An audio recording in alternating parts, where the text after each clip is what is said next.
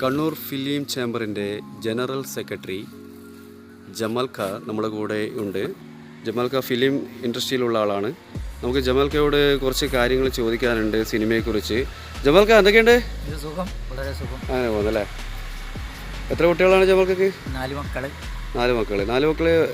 പെൺകുട്ടി എത്ര? 2 പെണ്ണ് 2 ആണ്. എല്ലാവരും കല്യാണം കഴിഞ്ഞോ?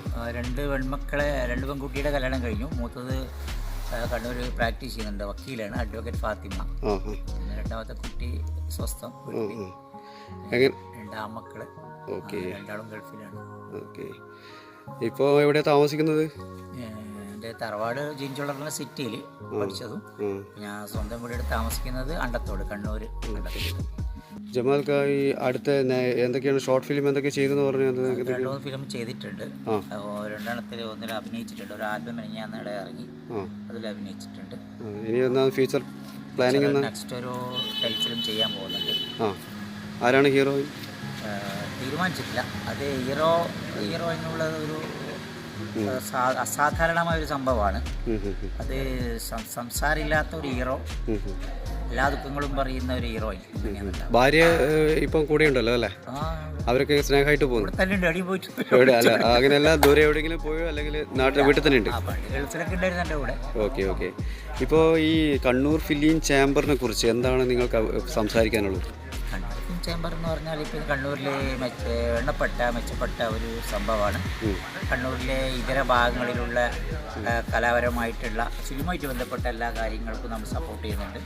നമ്മുടെ അഫിലിയേഷൻ വേണം, അവർക്ക് അത് ഉണ്ടായാൽ കാര്യങ്ങളൊക്കെ നിർവഹിക്കാം. പിന്നെ നമ്മൾ അവരെ കൂടെ ചേർന്നുകൊണ്ടും ചെയ്യാം. അങ്ങനെ പലതും നമ്മൾ നടത്തും. അപ്പോൾ ഇവിടെ ഒരു ഫിലിം ഇൻസ്റ്റിറ്റ്യൂട്ട് ഉണ്ടാക്കാൻ വേണ്ടിയിട്ട് എന്താണ് അതിനെക്കുറിച്ച് സംസാരിക്കുന്നത്? ഫിലിം ഇൻസ്റ്റിറ്റ്യൂട്ട് ഉണ്ടാവാന്ന് പറഞ്ഞാൽ ചില്ലറക്കാര്യമൊന്നുമില്ല. ഇന്ന് വളർന്നു വരുന്ന മക്കളെല്ലാം എന്ന് പറഞ്ഞാൽ ജനകീയമായി ചിന്തിക്കുന്നതാണ്. ജനകീയ കലയാണ് ഫിലിം എന്ന് പറയുന്നത്. അപ്പം അങ്ങനത്തെ ഒരു സംഭവം ഇവിടെ വരികയാണെങ്കിൽ ഒരുപാട് കുട്ടികൾക്കൊക്കെ അതിനെക്കുറിച്ച് പഠിക്കാനും അവർക്ക് വേണമെങ്കിൽ പിന്നെ പഠിപ്പിക്കാനും ഒക്കെ ഒരു സാഹചര്യം ഉണ്ടാവും. മമ്മൂട്ടിയും മോഹൻലാലും ഇവിടെ കണ്ണൂരിലൊരു ഫിലിം ചേംബർ രൂപീകരിക്കാൻ വേണ്ടി തയ്യാറെടുപ്പ് വരുന്നുണ്ടെങ്കിൽ നിങ്ങളെങ്ങനെ അതിനെ സ്വീകരിക്കും? അല്ല, നല്ല കാര്യമായിട്ട് ആര് വന്നാലും നമ്മൾ സ്വീകരിക്കണം. അത് ഒരു സ്റ്റാറിനോ സൂപ്പർ സ്റ്റാറിനുള്ള എല്ലാ വില. പേരിനും വ്യക്തിത്വവും പേരും രണ്ടാണ്. പേരും വ്യക്തിത്വം 2 തന്നെയാണ്. വ്യക്തിത്വത്തിനാണ് വില, പേരിനും വിലയില്ല, സ്റ്റാറിനും വിലയില്ല. കണ്ണൂരിൽ കോവിഡ് കാലത്ത് ഈ സിനിമയ്ക്ക് ഏതൊക്കെ രീതിയിൽ സിനിമ കലാപരമായ മേഖലയിൽ സഞ്ചരിക്കുന്ന ആളുകൾക്ക് ഏതൊക്കെ രീതിയിൽ വേദനകൾ അനുഭവിച്ചിട്ടുണ്ട്? അത് എണ്ണി പറഞ്ഞാൽ ഒരുപാടുണ്ട്. പല കലാകാരന്മാരിൽ നിന്ന് അവശരായി പോയിട്ടുണ്ട്. അവർക്കൊക്കെ ഒന്നും ഇന്നും മുന്നേറാൻ പറ്റിയിട്ടില്ല. ഏറ്റവും കൂടുതൽ ഞാൻ പറയുന്നത് കലാകാരന്മാരിൽ നിന്ന് അവശരായിട്ടുള്ളത്, ജോലിയില്ലാതെ, ജോലിയെടുക്കാൻ പറ്റാതെ, എവിടുന്നൊന്നും കിട്ടാതെ ഒരുപാട് പരവശതപ്പെട്ടു പോയിട്ടുണ്ട്. കണ്ണൂർ ഫിലിം ചേംബറിന് വേണ്ടി ഗവൺമെൻറ് ഏതെങ്കിലും രീതിയിൽ സഹായം ചെയ്യുന്നുണ്ടോ? അല്ല, കണ്ണൂർ ഫിലിം ചേംബറിന് വേണ്ടി സർക്കാർ എന്ന് പറയുന്നത് സർക്കാരിൻ്റെ ഒരു സ്ഥാപനം തന്നെയാണ് കണ്ണൂർ ഫിലിം ചേംബർ. സർക്കാരിന്റെ അഫിലിയേഷൻ ഇല്ലാതെ കണ്ണൂർ ഫിലിം ചേംബർ നടക്കാൻ പറ്റില്ല. സാമ്പത്തിക സഹായങ്ങൾ ചെയ്യുന്നുണ്ടോ സർക്കാർ? നമ്മൾ ചെയ്യുന്നതിനൊക്കെ എന്തെങ്കിലും വർഷത്തിൽ എന്തെങ്കിലും തുക തരും, അത്രേ ഉള്ളൂ. അല്ലാതെ ഈ കലാകാരന്മാർക്ക് ഗവൺമെന്റ് ഒന്നും കൊടുക്കുന്നില്ല? കൊടുക്കുന്നുണ്ട്. ഒരുപാട് കലാകാരന്മാർക്കൊക്കെ അവരിപ്പോൾ പെൻഷൻ കൊടുക്കുന്നുണ്ട്. എഴുതി കൊടുത്താൽ കിട്ടുന്നവരുണ്ട്. നമ്മളിപ്പോൾ ഒരുപാട് ആളുകൾക്ക് എഴുതി കൊടുത്തിട്ടുണ്ട്. എന്തൊക്കെയാണ് ഗവൺമെന്റിന്റെ സഹായങ്ങൾ വേണ്ടി വരിക? ഗവൺമെന്റ് സഹായം എന്ന് പറയുന്നത് നിങ്ങൾക്ക് വേണ്ടിയിട്ട് ആണ് ഗവൺമെൻറ് ചെയ്യേണ്ടത്. അപ്പോൾ ഗവൺമെൻറ്റിൻ്റെ പക്ഷത്തു നിന്ന് പറഞ്ഞാൽ സഹായം വരുമ്പോൾ നിങ്ങളുടെ പക്ഷത്തു നിന്ന് ഒരുപാട് കാര്യങ്ങൾ അവർക്ക് സമർപ്പിക്കാനുണ്ട്. ചെയ്ത രേഖകൾ, നിങ്ങൾ ചെയ്യാനിരിക്കുന്ന കാര്യങ്ങൾ, ചെയ്തുകൊണ്ടിരിക്കുന്ന കാര്യങ്ങൾ, അതൊക്കെ നിർബന്ധമായിട്ട് നിങ്ങൾ കാണിക്കണം. അല്ലാതെ ഗവൺമെൻറ്റിന് അറിയാൻ പറ്റും, നിങ്ങൾ ആരാണെന്ന് അറിയാൻ പറ്റില്ല. ഗവൺമെൻറ്റിൻ്റെ ഒരു ഫിലിം ഇൻസ്റ്റിറ്റ്യൂട്ട് ഇവിടെ വരാൻ ഉദ്ദേശിക്കുന്നുണ്ടോ? ഗവൺമെൻറ്റിൻ്റെ എന്ന് പറഞ്ഞാൽ സർക്കാരിൻ്റെ തലത്തിൽ എന്ത് വന്നാലും അത് ഒരു സ്ഥിരതയല്ല. അത് രാഷ്ട്രീയക്കാരെ കയ്യിൽ അകപ്പെട്ടു. പിന്നെ അവരെ കയ്യിലുണ്ടായെന്ന് പറഞ്ഞാൽ അവർക്ക് ഇഷ്ടപ്പെട്ടവർ മാത്രമേ വന്ന് കയറുള്ളൂ. സാധാരണക്കാരൻ്റെ കയ്യിൽ കിട്ടിയാലേ സാധാരണക്കാരനെ തിരഞ്ഞെടുക്കാൻ പറ്റും. ഓക്കെ.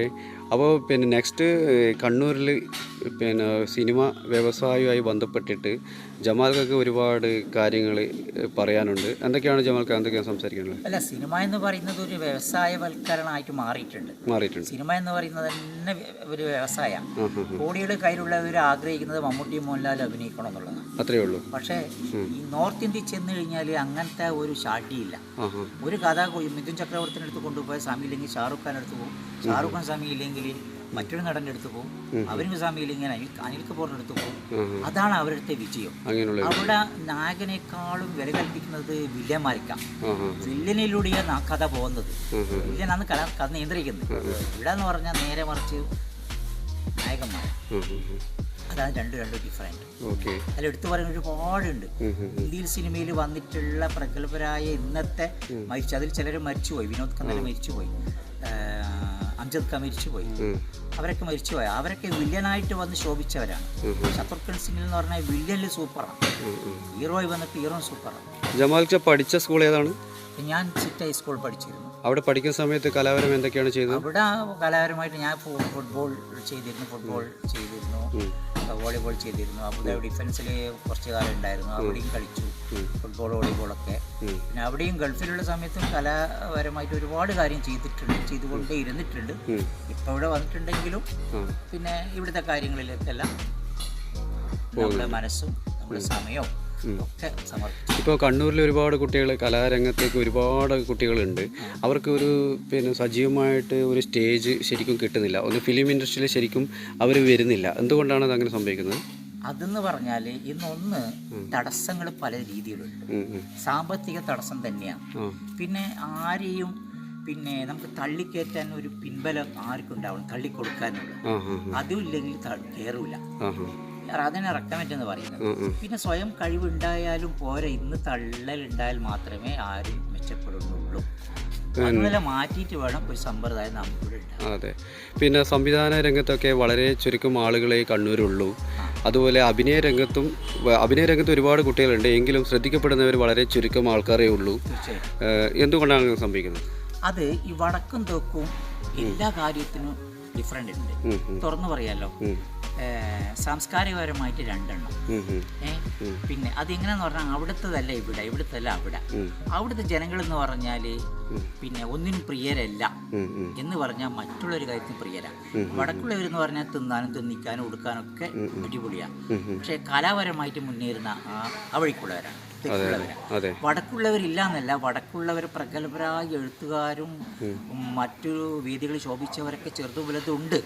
എന്തുകൊണ്ട് ശോഭിക്കില്ല എന്ന് പറഞ്ഞാൽ ഇവിടെ ഒരു കൂട്ടായ്മയോ അല്ലെങ്കിൽ തന്നീനെ വളർത്തലോ പുകഴ്ത്തലോ ഒന്നുമില്ല. അതാണ് എനിക്ക് ചുരുക്കം. രാജമൗലി പോലുള്ള വലിയ സംവിധായകന്മാർ കണ്ണൂർ സെലക്ഷൻ ചെയ്തിട്ട് ഇവിടെ ഷൂട്ട് ചെയ്തിട്ടുണ്ട്. അതിനെക്കുറിച്ച് എന്താണ്, ബാഹുബലിയെ കുറിച്ച് എന്താണ് സംസാരിക്കുന്നത്? ബാഹുബലി സിനിമയെക്കുറിച്ച്. അതായത് സിനിമാ ലോകം, അതായത് സിനിമാ ലോകം വേൾഡ് തരത്തിലല്ല. നമ്മൾ കേരളത്തിൻ്റെ സിനിമ പണ്ടുണ്ടായിരുന്ന മദ്രാസിലാണ്. മദ്രാസിൽ നിന്ന് കേരളത്തിലേക്ക് നട്ടു. കേരളത്തിൽ നിന്ന് പിന്നെ എങ്ങും നീങ്ങിയിട്ടില്ല. കേരളത്തിൽ എന്ന് പറഞ്ഞാൽ തെക്ക് ഭാഗം മാത്രം കേന്ദ്രീകരിച്ചു, വടക്കോ മറ്റു ഭാഗങ്ങളിലേക്ക് നീങ്ങിയിട്ടില്ല. ഇപ്പൊ ഏറെക്കുറെ നീങ്ങി തുടങ്ങിയപ്പോഴാണ് ഇതിന്റെ വിശാലതയും സുതാര്യതയും അവർ കണ്ടു തുടങ്ങിയത്. ഇത് മാത്രമല്ല, ഇവിടെ ഒരു വീട്ടിലൊരു ഷൂട്ടിംഗ് ചോദിച്ചാൽ വേഗം തരും. അങ്ങനെയൊക്കെ കണക്കുകളുണ്ട് ഇവിടെ. കണ്ണൂരിലെ ജനങ്ങളെ കുറിച്ച് എന്താണ് പറയാനുള്ളത്? കണ്ണൂർ ജനങ്ങൾ എന്ന് പറഞ്ഞാൽ ലോകത്തിൽ വെച്ചിട്ട് തന്നെ നല്ല മഹത്വമുള്ള ജനങ്ങൾ എന്ന് പറയാം. ഇവിടെ ജാതിയില്ല, മതമില്ല, സമത്വമുണ്ട്. പിന്നെ എന്താ പറയുക, എല്ലാ ഐക്യത്തിലും കാര്യങ്ങളിലും ഒന്നാണ്. പക്ഷേ ചില രാഷ്ട്രീയക്കാർ കയറി അതിനെ കുളം കലക്കി മീനെ പിടിക്കുന്ന ഒരു സംഭവം. അതെ അതെ. ചരിത്ര പ്രാധാന്യമുള്ള അറക്കൽ കൊട്ടാരത്തെക്കുറിച്ചും ചെറുക്കൽ ചെറിയെക്കുറിച്ചും മാടായിപ്പാറയെക്കുറിച്ചും ഏഴുമലയെക്കുറിച്ചും എന്താണ് സംസാരിക്കുന്നത്? പിന്നെ അറക്കൽ എന്ന് പറയുന്ന ആ ഒരു രാജകുടുംബമുണ്ടല്ലോ, അതിനെ പലരും പല ചരിത്രകാരന്മാരും പല രീതിയിലാണ് വ്യാഖ്യാനിക്കുന്നത്. ചരിത്രം എന്ന് പറയുന്ന ഒന്നേ ഉള്ളൂ. ഒരു കഥ നമുക്ക് മാറ്റി എഴുതാം, ചരിത്രം മാറ്റി എഴുതാൻ പറ്റില്ല. എങ്കിലും 4 കാര്യം നിലവിൽ പറയുന്നുണ്ട്. എന്ത്? ഈ അറക്കൽ ഉണ്ടായത് എങ്ങനെയാണ്. പക്ഷെ ഇതിൻ്റെ അടിത്തറ എന്ന് പറഞ്ഞാൽ അവിടുത്തെ തമ്പുരാട്ടി വെള്ളത്തിൽ മുങ്ങി മരിക്കാൻ നേരത്ത് അവിടെയുള്ള പിന്നെ മമ്മാലി എന്ന് പറയുന്ന ഒരു വ്യക്തി പുടവ, അതായത് അദ്ദേഹത്തിൻ്റെ ശരീരത്തിലുണ്ടായ ഒരു എന്താ പറയുക ടവല എന്താ പറയുക അതെടുത്ത് പുതപ്പിച്ചു എന്നാണ് ചരിത്രത്തിന്റെ അടിസ്ഥാനം. അതാണ് സത്യം എന്ന് നമുക്ക് അവർ ഏഴിമല താമസിച്ചിട്ടുണ്ടല്ലോ. അത് ഏഴിമല താമസിച്ചെന്ന് പറഞ്ഞാൽ ചിറക്കൽ നിന്നാണ് അരക്കാൽ സ്വത്തുമായിട്ട് അറക്കൽ ഉണ്ടായത്. അവരാദ്യത്തെ ആ സ്ഥാനം മാടായും നിന്ന് കണ്ണൂർ സിറ്റിയിലേക്ക് വന്നു. അന്ന് കണ്ണൂർ സിറ്റി എന്ന് പറയുന്നതാണ് കണ്ണൂരിന്റെ ടൗണ്. അതിന് സിറ്റിക്ക് വേളാപുരമെന്നും കണ്ണൂരിന് കാനത്തൂർന്നെന്ന് പറയാം. അത് പിന്നെ കാനന്നൂറും സിറ്റിയിലേക്ക് മാറിയതാണ്. ഇംഗ്ലീഷുകാരുടെ കാലത്ത് അതിനെ അവരെ നാവിലൊതുങ്ങാത്തത് കൊണ്ട് അതിനെ കണ്ണൂർ കാനന്നൂറായി. സിറ്റി എന്ന് പറയുന്നത് ആ പട്ടണത്തെ കേന്ദ്രീകരിച്ച് കാര്യങ്ങൾ നടക്കുന്നതുകൊണ്ട് സിറ്റി എന്ന് പേര് വന്നു.